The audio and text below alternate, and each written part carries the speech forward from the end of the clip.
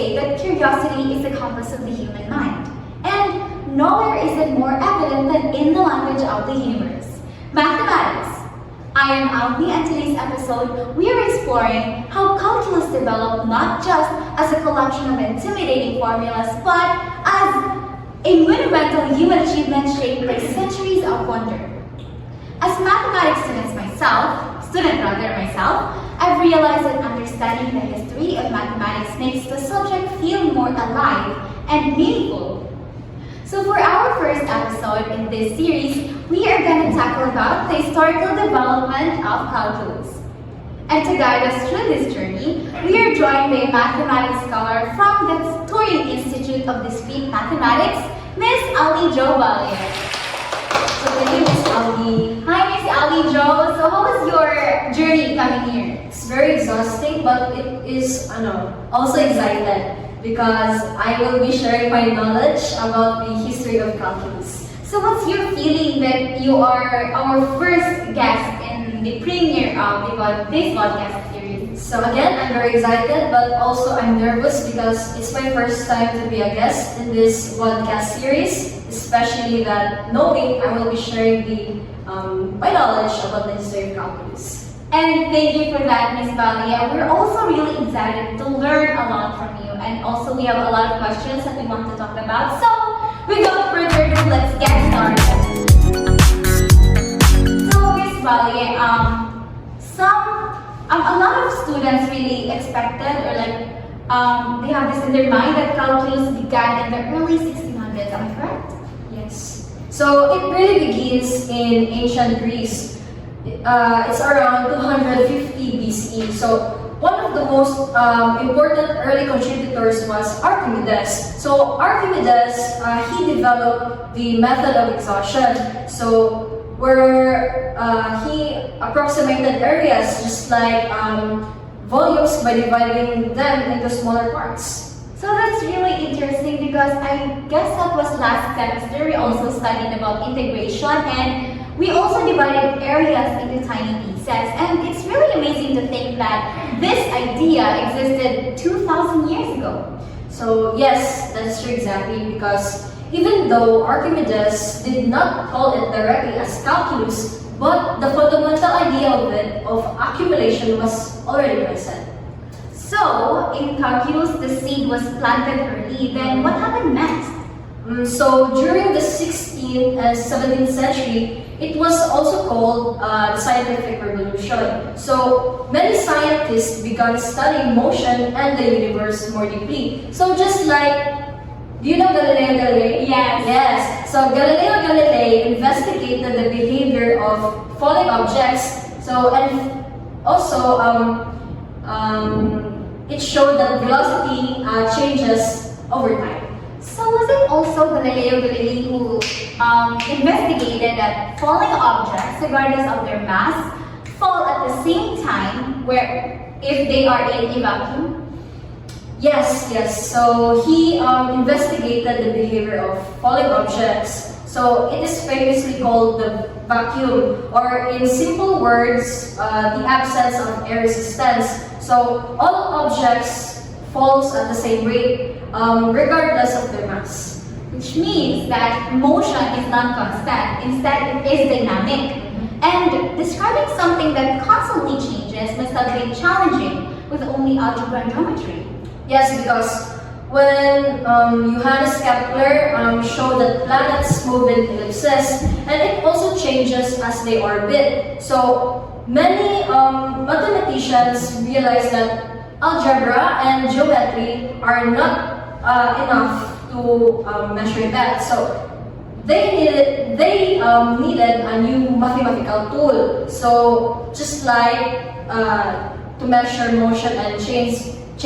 So just like calculus. So later it is developed by Sir Isaac Newton and Gottfried Leibniz. So it also allowed scientists to explain how objects move and how their speed changes at every moment. So at this moment now, this is where Newton and Leibniz enter the story, right? Yes, because In the late 17th century, both Newton and Leibniz independently showed or developed calculus. So Newton, he focused or motivated by physics. So especially in motion and gravity. So he also developed what he called the fluxions. So which describe the rate of change. So are you familiar of rate of change? Which is, I think, rate of change is present in calculus too. Yes. So Leibniz, on the other hand, he focused on the notation on symbolic structure, just like the integral sign and also the derivative, like dy over dx, come from him. So, Newton gave a strong physical meaning, while Leibniz, on the other hand, made it easier to write and communicate. That balance between application and notation probably helped calculus spread more widely. Yes, because both contributors were essential to establish calculus as a formal branch of mathematics. So I think we have discussed a lot now. So to our viewers, our listeners, I think I will summarize it. So first we have, as you remembered what I have said earlier, 250 BCE, which Archimedes and the method of exhaustion. Second was, I think, the 1600s, where Galileo studies the acceleration of the falling objects. The third is in the early 1600s, where Johannes Kepler explains the planetary motion, and the last one, the late 1600s, where Newton and Leibniz formalized calculus. So, learning it this way makes it clear that calculus was not invented in a single moment alone. It was the result of centuries of curiosity and problem solving. So, before we formally conclude this episode, I'd like to ask your opinion, Ms. Valle. Why should modern students care about history? Because it shows that mathematics develops in the response to the real world questions. So calculus was created to understand motion, change, and the structure of the universe. As a future mathematics educator, I think this perspective is important. When students see calculus as a human story, not just a set of rules and formulas and a lot to memorize, they may feel less intimidated and more inspired. And that is also a powerful way to approach teaching. Today, calculus is used in a lot of things. Engineering, physics, even in economics, medicine, and also in technology. It shapes the modern world. Understanding history may remind us that mathematics is alive and constantly evolving. Thank you so much, Ms. Valle, for being here and joining us in our first episode of the history of calculus. So in the next episode, we will explore the famous Newton and Leibniz controversy, just what Ms. Valle discussed earlier. And I hope you still listen, stay curious, keep questioning, and never stop exploring the patterns around you. I am Alfie, and this has been the Calculus Chronicles.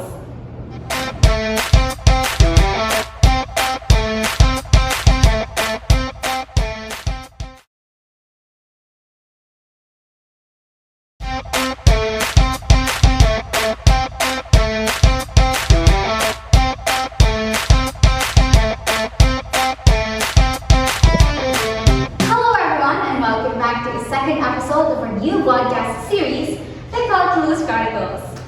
They say that curiosity is a compass of the human mind, and nowhere is that more evident than in the language of the universe, mathematics.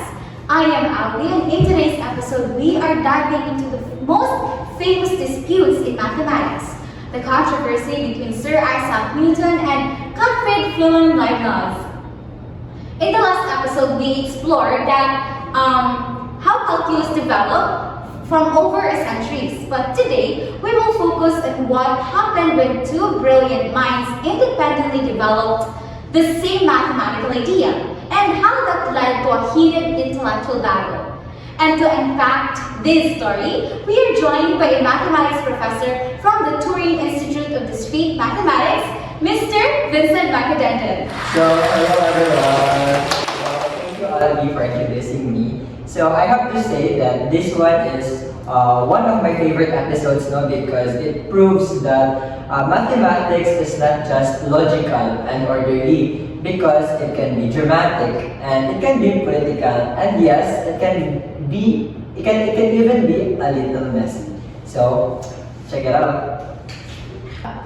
So, Mr. Macadendon, I hope you are ready now because we have a lot of questions prepared for you. Are you ready na po? Ready 100%. Okay, so let's start.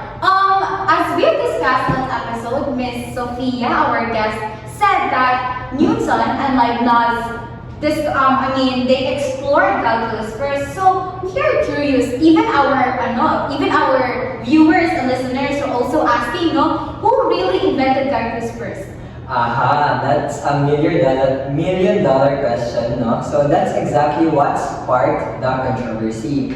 So, Sir Isaac Newton developed his method of fluxions around 1665 to 1666. So, were you born in that year, Miss Alvi? I was not yet born. Okay, so that's during that time where the Great Plague in England happened. And fun fact, he was basically isolated at home, Sir Isaac Newton, which makes this feels like one of the history's most productive quarantines, no? Okay. Though, however, he didn't publish his work immediately, Sir Isaac Newton. He was known for being very private, no, and cautious about criticism. Meanwhile, here we introduce my uncle, Gottfried Wilhelm Leibniz. So ako na siya uncle, no? So he began developing his version of calculus in the 1670s and published his findings in 1684. And that publication, it really changed everything, no? So even Newton may have developed it earlier. Leibniz published first. Exactly, Miss Alvi. And in mathematics, and honestly, in any field, publication is power. If your work isn't shared, the world can't build on it because they don't know it and they don't even have knowledge about it if it is not shared. Because Leibniz's works was they are publicly available first. So mathematicians across Europe started learning calculus through his donation. So in a way, he shaped how calculus spread. So even if he wasn't necessarily the one to think about it, but he's the one who shared it first than Sir Isaac Newton. So when did things get hostile between the two mathematicians? So things escalated, no, in the early 1700s. So supporters of Sir Newton accused my uncle Leibniz of plagiarism, claiming that he copied Newton's unpublished ideas. So now, to be fair, they had exchanged letters years earlier. So suspicions grew, but there was never really a solid proof that Leibniz copied him. In fact, most historians, they believe that they developed calculus independently. So, yes, So the dispute became so serious, no, that the Royal Society conducted an investigation. Grabe ka dramatic, no? And here's the dramatic twist pa.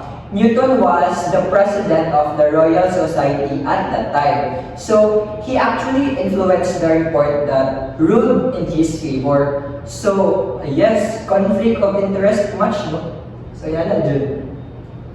So that must have intensified the division between the British and the continental mathematicians because Newton and Leibniz are big names in mathematics, right? Correct ka dyan, Miss Alvi. So absolutely did. And British mathematicians remained loyal to Newton's fluxion notation, no? So almost out of national pride. So meanwhile, mathematicians in continental Europe adopted Leibniz's symbolic system. And here's the interesting consequence, no? British mathematics progressed more slowly during the 18th century. So not because British mathematics weren't brilliant, so they absolutely were, but because Newton's notation was harder to generalize and communicate. So, no, in this, it's a powerful reminder that the way we express ideas matters just as much as ideas themselves. So, for you, dear viewers, no, you should take note of this because the way we express ideas ay matter din siya just as much as the ideas themselves in order for that ideas to be shared and ma-reflect siya upon themselves. Yes, I agree with you, Mr. Makadanda. You know, as a future educator, ideas are really important and also nurturing the ideas of the learners. So I think we should, I want to talk about more on the notation. So why did Leibniz's system became dominant over Newton's?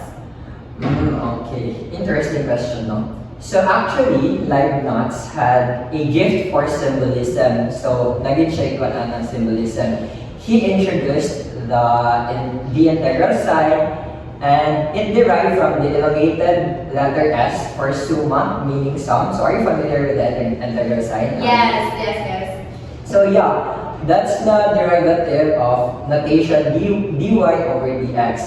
And honestly, these symbols were revolutionary. So they were intuitive, flexible, and visually meaningful. So you could extend them to more complex problems in terms of analysis. So also, Newton's notations used dots above variables to represent rates of change, which worked beautifully in physics and especially in motion. No? So, but when mathematics expanded into abstract analysis, like Leibniz's notation adopted more easily. So like over time, the global mathematical community gravitated toward the system that was easier to teach, expand, and standardize. So, in the long run, Leibniz's notation shaped the way we learn calculus today and really affected how mathematics works in general. Yes, exactly, Miss Alvin. Even though both Newton and my uncle Leibniz laid the foundations, it was Leibniz's notation that became the language of calculus worldwide. It's kind of amazing, right? So when students write the integral or dy over dx today, they're unknowingly contributing to my uncle Leibniz's legacy. So before we end, Mr. Makadanda, we are very curious, what can modern students learn from their controversy? Okay, so learning na, no? So there are really several powerful lessons here, no, sa podcast. First, great ideas can emerge independently in different parts of the world since we are all unique man good, no? And we have different kind of thinking. So like, maybe somehow we've developed things that are different to each other, but also somehow the same. So innovation isn't always linear. Sometimes it's simultaneous. So second, first is the great ideas can emerge independently, and second, clarity matters. So the way we write, explain, and share mathematics determines how far it travels. And third, and I think this is the most important, even brilliant minds are human. We are all human. So they also experience pride, competition, and insecurity. And mathematics isn't created in isolation from personality or really politics. Thank you so much, Mr. Makadandan. So as a future educator myself, mathematics educator, I found this really powerful. These symbols we write down on the board, like the integration sign, the dy over dx, are not random. They represent centuries of intellectual struggle, innovation, and even rivalry. So understanding these things makes calculus feel more human, feel more like us. Yeah, exactly, Miss Alvino. And maybe that's the biggest takeaway. Mathematics really evolves not just through solving problems, but also through debate, refinement, and sometimes even conflict itself. So, in the end, both Newton and my uncle Leibniz contributed something very essential today. No? So, the controversy divided mathematicians in their time, but it ultimately strengthened the development of our very own calculus. Today, calculus notation used worldwide is largely based on Leibniz system, but the foundational ideas owe much to both Newton and Leibniz.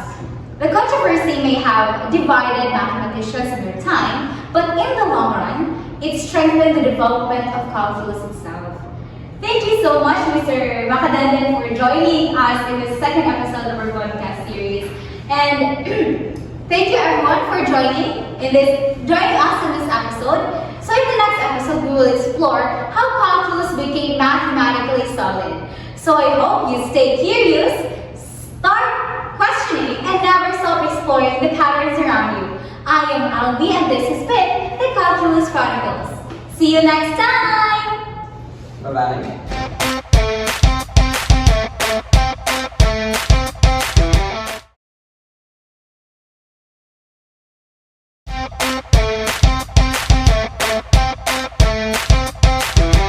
Hello everyone, and welcome back to the third episode of our podcast series, The Calculus Chronicles.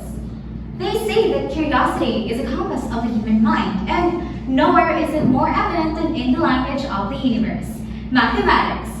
I am Alvi, and in today's episode, we are gonna talk about how calculus became more mathematically solid. So in the last episodes, we have talked about the development of mathematics over time. But even though calculus was powerful and widely used, there was still a serious problem. It worked, yes, but was it logically sound?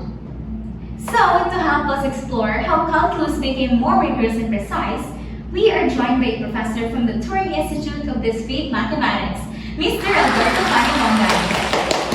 So, good morning, sir. How is coming here today? So, thank you, Ms. Alvi, for inviting me. Right now, I feel great and excited to share my knowledge and expertise concerning calculus. And also, we're very thankful that you've accepted our invitation. We're also really excited to learn something from you. So, to start, this stage of calculus is extremely important because it transforms calculus from a practical computational tool into a logically solid branch of mathematics. So, we have learned that calculus was used by Leibniz and Newton and even developed it. And we're very curious as to what exactly was wrong with early calculus. So, the thing is, Ms. Alvi, early calculus relied heavily on infinitesimals. So, this is the quantities that were infinitesimal. So, mathematicians like Isaac Newton and Leibniz used them effectively, but they never fully defined what these quantities really were. So, they were using ideas that worked in practice but lacked in precise definitions? Exactly, Ms. Alvi. So, calculations give correct answers, especially in physics and astronomy. So, but the logical explanation behind them was not fully clear. So, some critics even questioned whether calculus was reliable. So, if they have questioned if it is reliable, who fixed that issue? In the 19th century, mathematicians began rebuilding calculus on firmer foundations. So one key figure was Augustin Louis Cauchy. So he introduced clear definitions of limits, continuity, and convergence. So instead of vague infinitesimals, he described limits using precise numerical behavior. So later, Karl Weierstrass refined these ideas even further by developing the epsilon delta definitions of limits. Oh, so that's the formal definition students study today, the one with delta and the epsilon. Yeah. So it may seem abstract, but it provides the logical backbone of calculus. So this ensures that every step in calculus can be justified with precisions. So, once calculus became more rigorous, what happened next? Then it expanded dramatically. Calculus evolved into fields like real analysis, differential equations, and advanced mathematical physics. So for example, James Clerk Maxwell used calculus to formulate equations.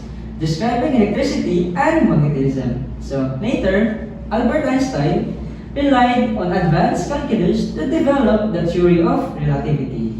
Also, as you can see here in the picture, no, Mr. Maxwell and Albert Einstein kind of look alike. Yeah. I think the foundations actually allowed calculus to grow even more powerful. Yes, you got it, Miss Alvi. So, rigor didn't limit calculus. It strengthened it. So, to have a brief summary, so in 1700s, calculus was widely used in science and engineering. And in early 1800s, Cauchy formalizes limits and continuity.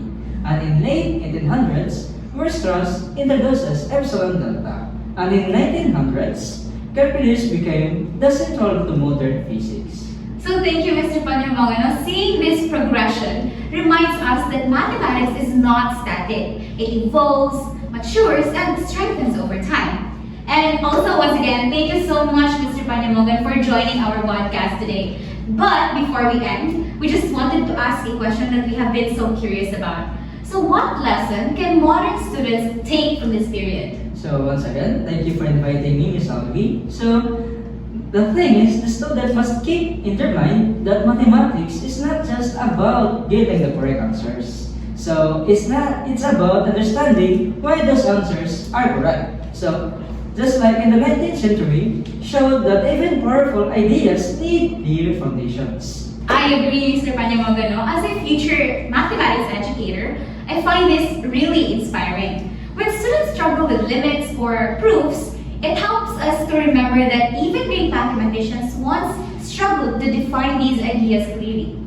Calculus was not perfect when it was born. It grew stronger through questioning, refinement, and persistence. And yes, and that process is still happening in mathematics today. Today, calculus remains essential in science, technology, economics, medicine, and in engineering. Its journey from intuition to rigor shows that knowledge develops step by step through human effort.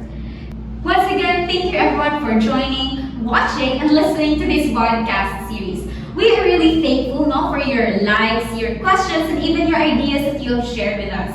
And I hope that you stay curious, keep questioning, and never stop exploring the patterns around you.